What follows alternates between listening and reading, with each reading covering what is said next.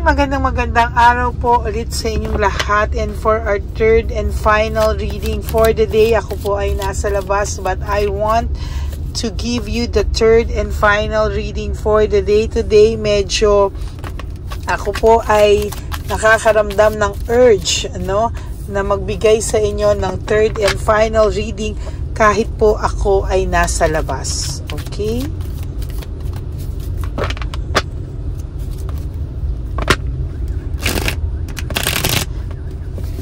Break time ko po. So, ako ay magbibigay sa inyo ng third and final reading of the day. Mamili po tayo. Okay, 1,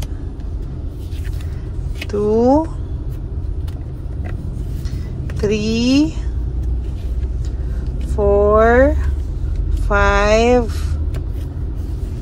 6, 7, 8, 9, and last one please, 10. There you go.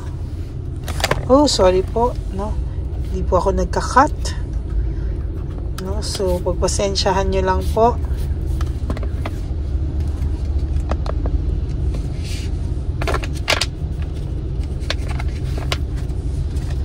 Hirap po talaga pag nakaramdam ka ng urge, na kailangan mo mag-reading. Kailangan ilabas ko po yung energy, Ito naman po, pili po tayo ng 10. Ibabalasa ko na lang po. Dito ko na lang po ibabalasa sa likodan ng camera, Para pili na lang po tayo after, Kamusta po kayo? Napanood nyo po ba yung first, second reading for the day today? I hope na napanood nyo po yung first, second, and reading for the day bago po kayo tumalon sa reading of the day na ito. Okay, pili po tayo ng 10. 1, 2, 3, 4, 5, 6, 7, 8, ito sa may bandang dulo, 9, and 10. Okay.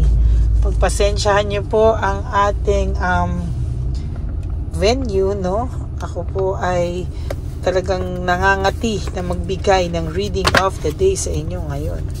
So, huwag nyo po i-skip to.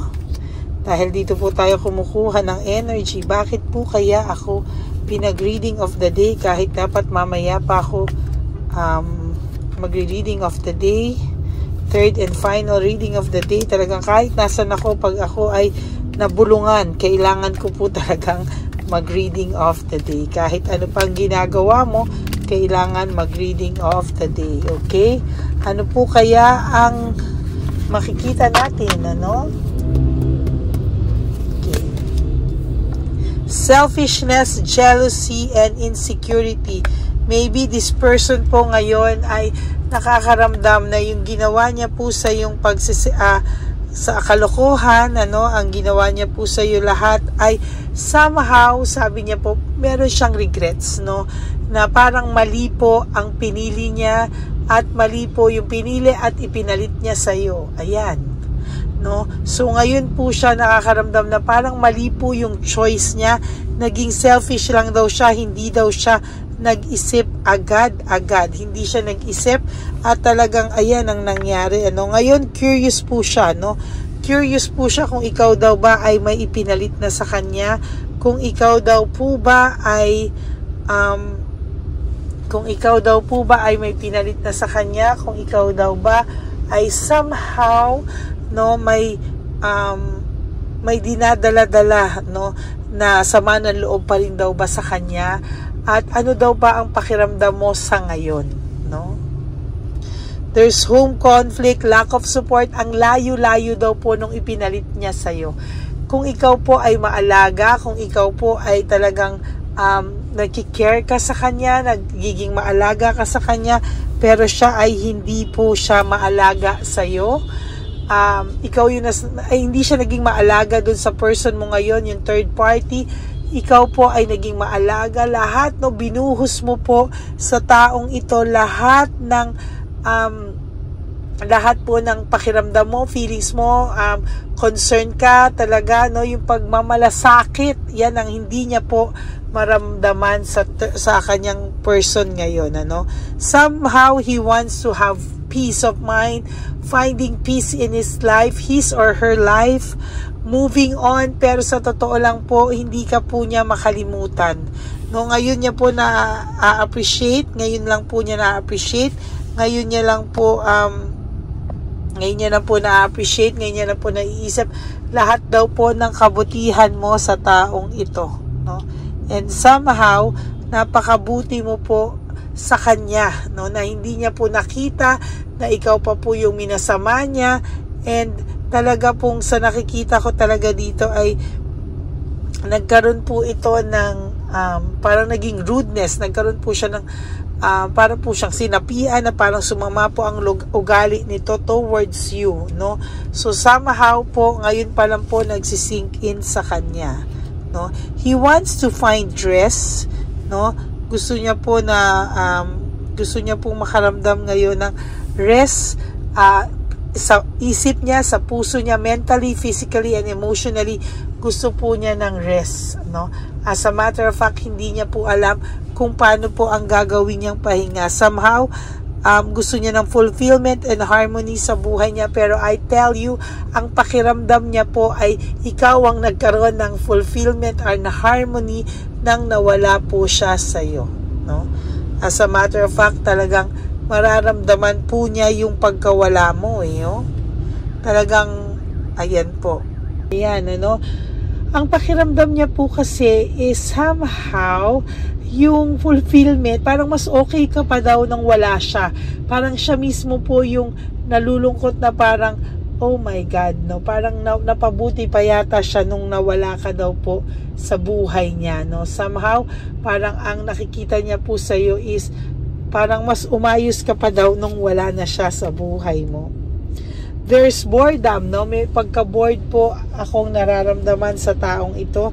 Nabobored po siya, na-bored po siya sa inyo dati, pero wag ka pong mag-alala, no? Dahil ngayon po, siya naman po ang nabobored sa sarili niya. Siya naman po ngayon yung nabobored sa sitwasyon niya ngayon or sa third party, no? Siya naman po ang nabobored. Naging generous ka po dito sa taong to, naging generous ka sa kanya, naging talagang maasikaso ka, naging generous ka, kahit po pamilya nito minahal mo. Ngayon niya lang po naiisip talaga sa lahat ang nangyari sa inyo, no? There is this frustration, na frustrate po ang taong ito for whatever reason, hindi niya po alam. Ngayon po nakaka-feel po siya ng depression, ano?